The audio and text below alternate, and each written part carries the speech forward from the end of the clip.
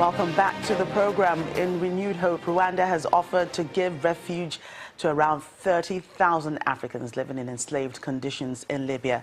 The government tweeted a foreign ministry statement last night saying the country was horrified by the images of the tragedy currently unfolding in Libya. Foreign minister says that the discussions were ongoing as to how to welcome migrants held captive there.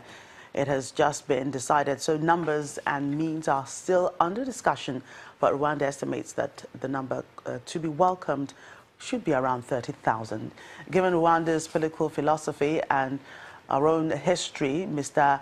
Mushinkwabo, who is the foreign minister, says that we cannot remain silent when human beings are being mistreated and auctioned off like cattle.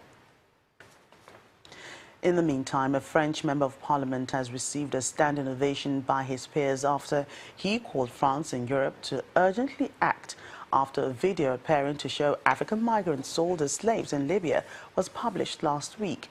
Max Mathiasen from the former French colony island of Guadeloupe in the Caribbean reminded the House of France's colonial past and urged for a response. In the footage, two young men stand in the dark as an auctioneer shouts out prices, appearing to sell them for the equivalent of about $400 each. The video sparked a global outcry, with protests erupting in Europe and Africa.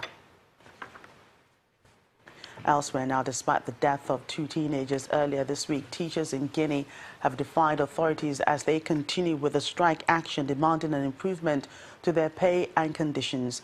A 15-year-old and 17-year-old died in clashes between the police and mainly student protesters on Monday and Tuesday in the capital, Conakry. They have been blocking main roads in certain areas of the city. Some have stoned vehicles and damaged public property. The students are angry about the strike and want the teachers to return to classrooms. Protesters installed barricades on the roads during clashes with Guinean white police officers in a district of the capital. Checkered shirts for American chain Gap, trendy leggings for Swedish clothing giant H&M, bright twill shorts for Germany's Chibo.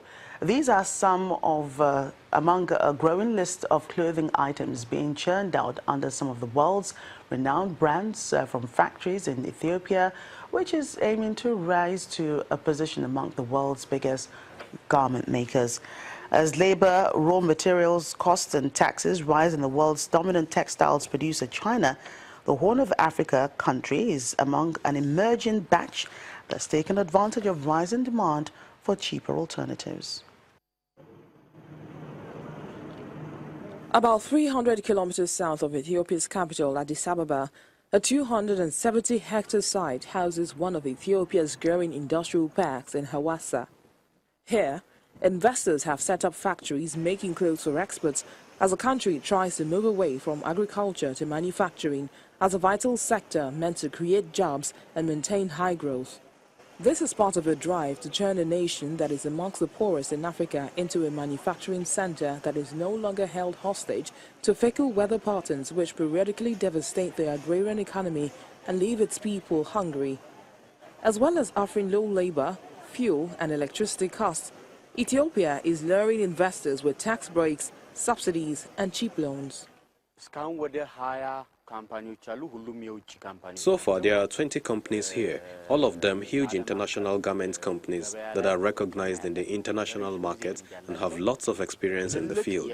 We consider this to be a major achievement because the government put in a lot of efforts to bring them here. These are 20 selected companies with major brands and experience. Out of these, 10 are already exporting in less than a year since they started operation. They are exporting to American and European markets. Ethiopia will spend $1 billion building 15 industrial parks by 2020. 2 opened in July, and 2 others will be completed this year. The landlocked country is also about to open the final stretch of a 700-kilometer electric railway to Djibouti's coast. Meanwhile, Dubai Design Week attracted architects and various creatives to participate in one of the leading trade fairs in the Middle East, where they showcased their latest creations. This year, the keynote speaker at the event was Ghanaian architect Sir David Ajayi. The United Arab Emirates recently held its annual week-long Dubai Design Week, a festival of creativity and innovations that attracted hundreds of designers from across the world. This year also saw Africa in the spotlight with one of the world's most influential architects and designers, Sir David Ajayi from Ghana, as one of the event's keynote speakers. Ajayi is also one of the architects who won the prestigious commission to design the new National Museum of African American History and Culture in Washington, D.C., which opened in 2015. The architects emphasized the need to recognize the long-standing trade connections between the Middle East and Africa. I think undoubtedly the relationship of Africa to this part of the Middle East, this part of the Middle East continent, is not to be underestimated, and I think would be a real lost opportunity if it wasn't registered in the cities. The cities here have been trading with the continent, especially East Africa, for a very long time, and the influences from even as far as Senegal right through to East Africa on the Middle East is not to be underestimated in terms of the cultural exchange, the people. It's also had a history of slavery even. The event also provides an opportunity for some of the big and established names in design to rub shoulders with new and upcoming creative minds.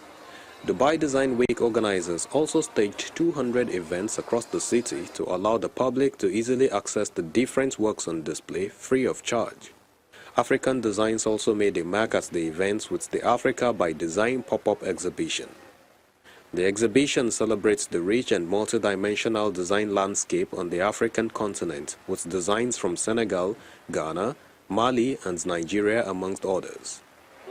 The works fall between three categories: furniture or products design, textile design and environmental design, and is taking visitors on a journey through the beauty and complexity of the continent's diverse cultural influences. When something I think is handmade, you're more likely to hold on to it a bit more dearer, less likely to throw it away, and therefore we're slowly or consciously being more aware of our throwaway culture and being more environmentally considerate as and where possible. So I think, Africa by Design is ticking all of those boxes, and I think that's why it's catching people's interest. That's what has brought us to Dubai as well. So it's really exciting to see where this is going to go. Now in its third year, Dubai Design Week featured 550 designers. With its growing popularity, organizers hope to build a creative community space of studios, galleries, and a design school. Well, that's Network Africa. Thank you so much for watching. I'm Jackie Rogers. Bye for now.